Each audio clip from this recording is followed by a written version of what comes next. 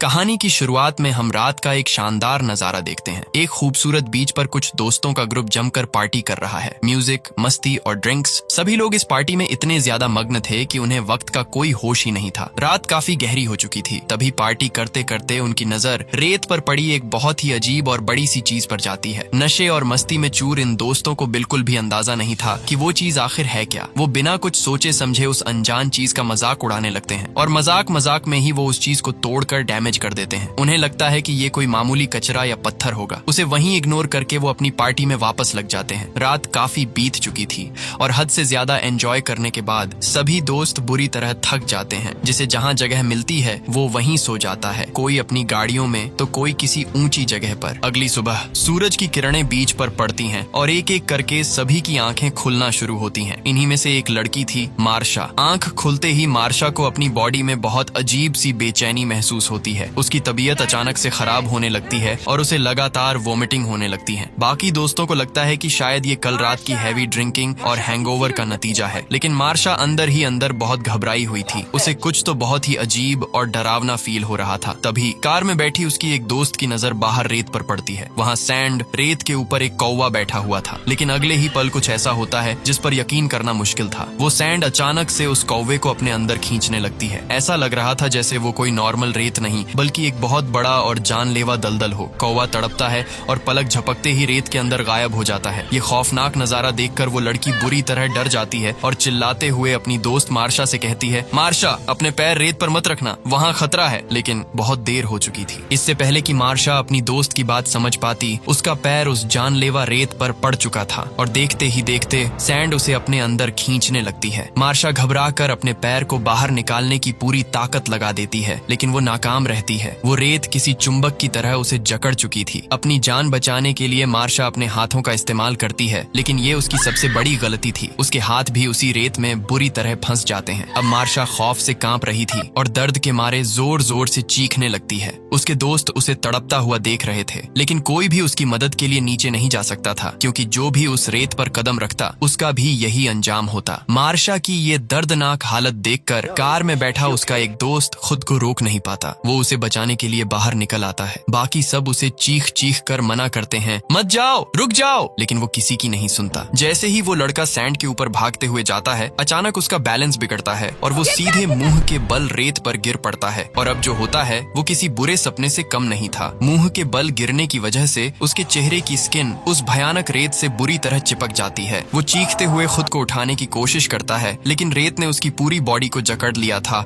और उसे बुरी तरह जख्मी कर दिया था। उसे बचाने के लिए उसके दोस्त कार को स्टार्ट करके उसे खींचने की कोशिश करते हैं, लेकिन मानो किस्मत ही खराब थी, गाड़ी स्टार्ट ही नहीं होती। तभी टावर पर बैठा उनका एक और दोस्त उस लड़के की तरफ एक रस्सी फेंकता है, लेकिन वो लड़का अब इस हालत में ही नहीं था कि वो अपने हाथ बढ़ाकर उस रस्सी को पकड़ सके। और देखते ही देखते उन सबके सामने उस लड़के की पूरी बॉडी तड़पते हुए उस खौफनाक सैंड के अंदर समा जाती है। अपने दोस्तों को इस तरह बेमौत मरता देख बचे हुए सभी लोग सदमे में आ जाते हैं। उनके चेहरों पर खौफ साफ देखा जा सकता था। अब उन्हें समझ आ गया था कि अगर जल्द ही यहाँ से निकलने का कोई रास्ता नहीं निकाला तो वो सब भी मारे जाएंगे। कार की ड्राइविंग सीट पर बैठा जोनाह नाम का लड़का एक बार फिर पूरी ताकत से गाड़ी स्टार्ट करने की कोशिश करता है, लेकिन कार टस से मस नहीं होती। तभी उनकी नजर थोड़ी दूरी पर एक ड्रम पर पड़ती है। उस ड्रम के अंदर एक हेल्दी मोटा सा आदमी फंसा हुआ था और वो ड्रम रेत के ऊपर मूव कर रहा था। ये देखकर सभी दोस्त चिल्लाने लगते हैं, प्लीज तुम हिलना बंद कर दो, अगर तुम नीचे गिरे तो ये रेत तुम्हें जिंदा निगल लेगी। ड्रम वाला आदमी उनकी बातें सुनकर झल्ला जाता है और कहता है, तुम लोग मेरा मजाक उड़ा रहे हो क्या? दरअसल कल रात जब ये सब खौफनाक घटनाएं हो रही थीं, तब वो आदमी गहरी नींद में सो रहा था, इसलिए उसे कुछ भी पता नहीं था। लेकिन जब उसे अपने शरीर में दर्द महसूस होता है तो वो छटपटाने लगता है। उसे शांत रखने के लिए एक लड़का झूठ बोल देता है कि घबराओ मत, हमने मदद के लिए कॉल कर दिया है, अगले 2 घंटे में रेस्क्यू टीम यहाँ पहुँचने वाली है। ये सुनकर वो ड्रम वाला आदमी थोड़ा रिलैक्स होकर मान जाता है, जबकि असलियत तो ये थी कि कोई मदद नहीं आने वाली थी। वो सब इस मौत के जाल में बुरी तरह फंस चुके थे। तभी मार्शा की एक दोस्त के दिमाग में एक बहुत ही खौफनाक ख्याल आता है। वो कांपती हुई आवाज में कहती है, कल रात हमने इसी बीच पर पार्टी की थी, तब तो इस रेत ने हमें कुछ नहीं किया, और हमारे बाकी दोस्त कहाँ गए जो रेत पर सोए थे? ये सुनते ही सबकी रूह कांप जाती है। उन्हें ये समझते देर नहीं लगी कि रात में रेत पर सोए हुए उनके सारे दोस्त उस अनजान चीज का शिकार हो चुके हैं और अब वो इस दुनिया में नहीं है। और ये लोग सिर्फ इसीलिए जिंदा बच गए क्योंकि ये या तो अपनी कारों के अंदर सोए थे या फिर किसी ऊंची ऊंची जगह पर। इतनी ही देर में वो ड्रम वाला आदमी धूप और गर्मी से परेशान होकर जोर जोर से चिल्लाने लगता है। उसका एक दोस्त तरस खाकर उसकी तरफ सनस्क्रीन फेंकता है, जिसे लगाने पर उसे थोड़ी राहत मिलती है। लेकिन तभी उन सभी की नजर उस चीज पर जाती है जिसे उन्होंने कल रात मस्ती में तोड़ दिया था। दिन की रोशनी में अब वो चीज साफ दिखाई दे रही थी। वो कोई मामूली चीज नहीं थी, वो एक बहुत बड़ा अंडा था जिसे उन्होंने कल रात तोड़कर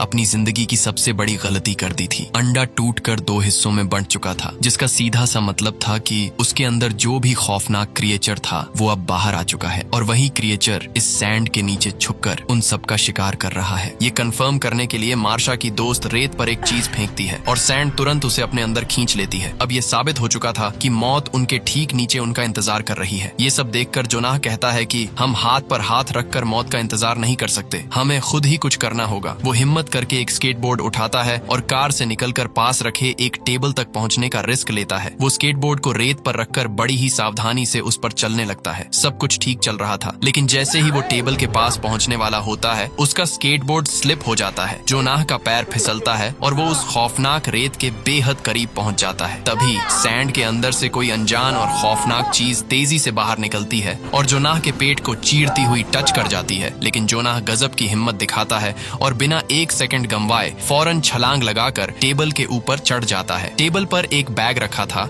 जिसमें कुछ स्नैक्स थे। भूख और कमजोरी से बेहाल जोनाह एक केला खाता है, लेकिन उसे तुरंत वोमिटिंग हो जाती है और जब वो अपने पेट की तरफ देखता है तो उसके होश उड़ जाते हैं। उसका पेट गहरे और भयानक जख्मों से भरा हुआ था और उसमें से लगातार खून बह रहा था। उसकी ये दर्दनाक हालत देखकर उसके दोस्त बुरी तरह घबरा जाते हैं, लेकिन जोनाह मुस्कुराते हुए उनसे कहता है, मुझे कुछ नहीं हुआ है, मैं ठीक हूँ, तुम सब अपनी सेफ्टी का ध्यान रखो। अपने दोस्तों की प्यास बुझाने के लिए वो अपनी जान की परवाह किए बिना टेबल से ड्रिंक्स उनकी तरफ फेंकता है, लेकिन तभी उसके पेट का दर्द बर्दाश्त से बाहर हो जाता है। उसकी दोस्त उसे इस तरह तड़पता देख फूट फूट कर रोने लगती है। जोनाह उसे हिम्मत देते हुए कहता है, रो मत, हम सब स्ट्रॉन्ग है ना, और ये कहकर वो वहीं टेबल पर लेट जाता है। तभी गाड़ी में बैठी एक लड़की को याद आता है कि उन सबके मोबाइल फोन्स कार की डिग्गी में रखे हुए हैं। अगर उन्हें वो फोन मिल जाए तो वो पुलिस को बुला सकते हैं, लेकिन कार की डिग्गी बाहर से ही खुल सकती थी और बाहर जाने का मतलब था सीधी मौत। तभी एक लड़की हिम्मत जुटाती है और कहती है, मैं ट्राई करूंगी। सुरक्षा के लिए एक दूसरी लड़की उसे कपड़े के एक टुकड़े से पकड़ कर रखती है ताकि वो रेत पर न गिर जाए। वो लड़की बहुत मुश्किल से डिग्गी तक पहुंचती है, लेकिन डिग्गी खुल ही नहीं रही थी। तब जोनाह की दोस्त उसे एक लोहे की रोड पकड़ाती है। रोड की मदद से काफी मशक्कत के बाद वो लड़की आखिरकार डिग्गी खोल लेती है, लेकिन तभी उन्हें दूर से एक गाड़ी आती हुई दिखाई देती है। वो वहाँ के बीच पेट्रोल का सुपरवाइजर था। सबकी आंखों में एक उम्मीद की चमक आ जाती है, लेकिन इसी बीच जिस लड़की ने डिग्गी खोली थी, अचानक वो डिग्गी धड़ाम से नीचे गिरती है और उस बेचारी लड़की की उंगलियां डिग्गी के बीच में बुरी तरह फंसकर कुचल जाती हैं। वो दर्द से चीखने लगती है। सुपरवाइजर अपनी गाड़ी लेकर उनके पास पहुंचता है और गाड़ी से बाहर निकलने लगता है। सभी दोस्त उसे चीख चीख कर रोकते हैं, प्लीज रेत पर पैर मत रखना,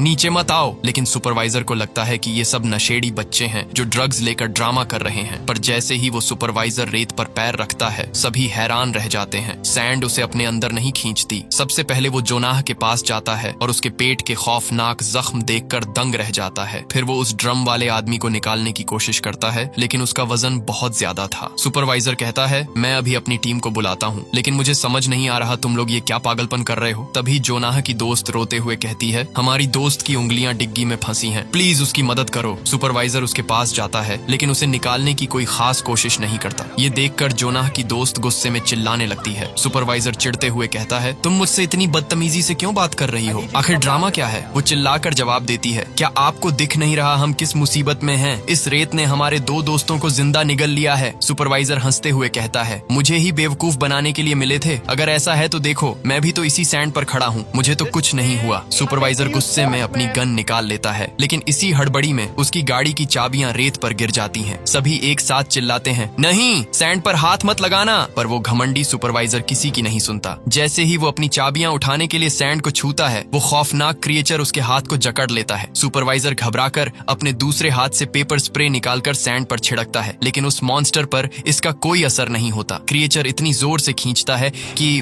सुपरवाइजर का आधा हाथ कटकर शरीर से अलग हो जाता है। खून का फव्वारा फूट पड़ता है और वो दर्द से तड़पते हुए उसी रेत में गिर जाता है। देखते ही देखते वो क्रिएचर उस सुपरवाइजर को भी रेत के अंदर घसीट लेता है। मौका देखकर जोनाह की दोस्त दूर से ही उस पेपर स्प्रे को उठा लेती है, क्या पता वो आगे काम आ जाए। अब जोनाह की दोस्त को एक बात समझ आ गई थी। सुपरवाइजर को शुरुआत में कुछ नहीं हुआ था क्योंकि उसने मोटे फाइबर्स वाले भारी जूते पहने हुए थे जिसका टेक्सचर टॉवल जैसा था। वो तुरंत ऊपर टावर पर बैठे अपने दोस्त से कहती है कि मेरी तरफ टॉवेल्स फेंको, हम उन्हें अपने पैरों पर बांधकर यहाँ से निकल सकते हैं। उसका दोस्त टॉवेल्स नीचे फेंकता है लेकिन उन्हें कैच कराने के चक्कर में उसका बैलेंस बिगड़ता है और वो टावर से सीधा नीचे सैंड पर गिर जाता है। और इस बार जो नजारा दिखा वो सबसे भयानक था। रेत के अंदर से बहुत सारे बालों या जड़ों जैसे टेंटिकल्स बाहर निकलते हैं। वो टेंटिकल्स उस लड़के की पूरी बॉडी से चिपक जाते हैं और जिंदा ही उसका खून पीने लगते हैं। कुछ ही पलों में उसकी भी तड़प तड़प कर मौत हो जाती है। ये देखकर ब्लैक हेयर वाली लड़की अपने कानों पर हाथ रखकर फूट फूट कर रोने लगती है। लेकिन जोनाह की दोस्त अब हार मानने वाली नहीं थी। वो अपने प्लान पर काम करती है। वो लोहे की ग्रिल्स का इस्तेमाल करके एक के बाद एक रास्ता बनाने लगती है। वो छलांग लगाकर कार की छत पर आती है और उस लड़की की फंसी हुई उंगलियों को आखिरकार आजाद कर देती है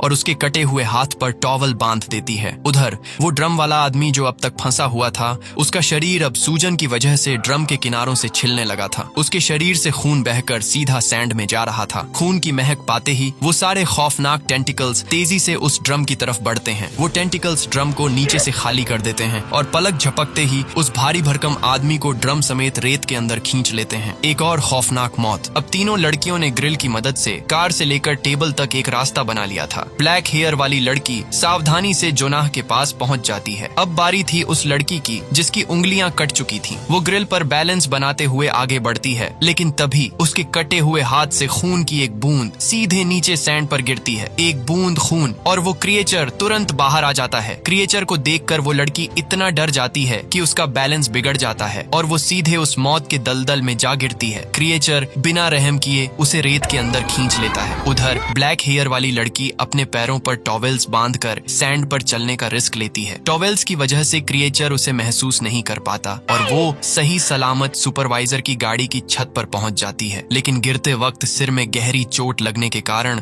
वो वहीं बेहोश हो जाती है। अब जोनाह की दोस्त बिल्कुल अकेली पड़ गई थी। जोनाह बुरी तरह जख्मी था और दूसरी लड़की बेहोश। धीरे धीरे दिन ढलता है और रात का अंधेरा छा जाता है। आधी रात को ब्लैक हेयर वाली लड़की को होश आता है। वो दोनों मिलकर जख्मी जोनाह को लेकर वहां से भागने की कोशिश करती हैं। लेकिन जैसे ही वो गाड़ी तक पहुंचते हैं, अचानक से एक बहुत बड़ा और खौफनाक टेंटिकल बाहर आता है और गाड़ी का दरवाजा बंद कर देता है। इस बार वो टेंटिकल्स अंधेरे में ग्लो कर रहे थे। उनमें से नीले रंग की खौफनाक लाइट निकल रही थी। लेकिन जोनाह की दोस्त अब डरने वालों में से नहीं थी। वो तुरंत गाड़ी के ऊपर चढ़ती है और वहां रखा हुआ एक गैस कैन उठा लेती है। वो बिना सोचे समझे पेट्रोल को गाड़ी के चारों तरफ और उस क्रिएचर के टेंटिकल्स के ऊपर उड़ेल देती है और अगले ही पल वो उसमें आग लगा देती है। आग लगते ही वो क्रिएचर दर्द से भयानक आवाजें निकालते हुए तड़पने लगता है। आग की लपटों से जलते हुए उसकी ताकत जवाब दे जाती है और वो खुद को बचाने के लिए वापस रेत के बहुत गहरे हिस्से में समा जाता है। मौका देखकर तीनों गाड़ी के अंदर घुस जाते हैं और दरवाजा लॉक कर लेते हैं। रात भर की दहशत और थकान के बाद वो तीनों उसी गाड़ी में सो जाते हैं। अगली सुबह गाड़ी के शीशे पर कोई दस्तक देता है। आंख खुलती है तो बाहर एक पुलिस ऑफिसर खड़ा था। जोनाह की दोस्त झिझकते हुए अपना पैर सैंड पर रखती है लेकिन इस बार रेत उसे अंदर नहीं खींचती। क्रिएचर कल रात की आग से शायद मर चुका था। ब्लैक हेयर वाली लड़की भी बाहर आ जाती है। दोनों आजाद हो चुकी थीं, लेकिन उनकी ये खुशी तब मातम में बदल जाती है जब वो देखते हैं कि कार की पिछली सीट पर भारी खून बहने की वजह से जोनाह की मौत हो चुकी थी। जिसने सबकी जान बचाई वो खुद इस लड़ाई को हार गया। ये एक बहुत ही रुला देने वाला पल था। लेकिन दोस्तों रुकिए, कहानी अभी खत्म नहीं हुई है। मूवी के बिल्कुल आखिरी सीन में हमें एक ऐसा सच पता चलता है जो होश उड़ा देता है। वो क्रिएचर कल रात की आग से मरा नहीं था। कैमरा पैन होता है और हम देखते हैं कि वो खौफनाक जीव रेत से निकलकर समुंदर के रास्ते कहीं और आजाद घूम रहा है और वो अब समुंदर के रास्ते सीधा मेन सिटी की तरफ बढ़ रहा है जहां लाखों लोग रहते हैं। और इसी रोंगटे खड़े कर देने वाले सस्पेंस के साथ ये खौफनाक कहानी यहीं पर खत्म हो जाती है। वीडियो पसंद आई हो तो लाइक जरूर करना और कमेंट्स में बताना कि अगर आप उस बीच पर होते तो क्या करते। Thanks for watching.